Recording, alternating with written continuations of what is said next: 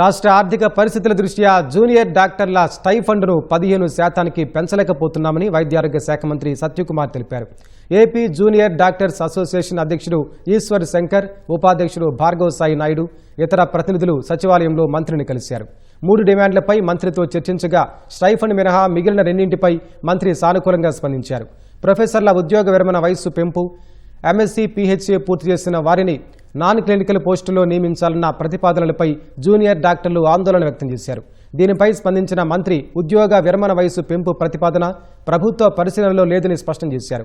NMC మార్గదర్శకాల అమలులో భాగంగా దూర ప్రాంతాల్లోని బోధనాసుపత్రుల్లో ఖాళీలు భర్తీ కాని పక్షంలోనే నాన్ క్లినికల్ పోస్టుల్లో ఎంఎస్సీ, పీహెచ్ఏ అర్హత ఉన్న వారిని నియమించాల్సి వస్తోందని మంత్రి వివరణ ఇచ్చారు. జోడాలపై సానుభూతి ఉన్న ఆర్థిక పరిస్థితుల దృష్ట్యా స్టైఫండ్ డిమాండ్ నెరవేర్చలేకపోతున్నామని వెల్లడించారు. ఇంటర్న్కు ఈ ఒక్క ఏడాది 5% పెంచి వచ్చే ఏడాది నుంచి 3% చొప్పున పెంచుతామన్నారు.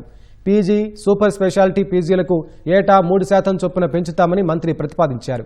జూనియర్ డాక్టర్లు పునరాలోచించి వెంటనే విధుల్లో చేరాలని సత్యకుమార్ కోరారు.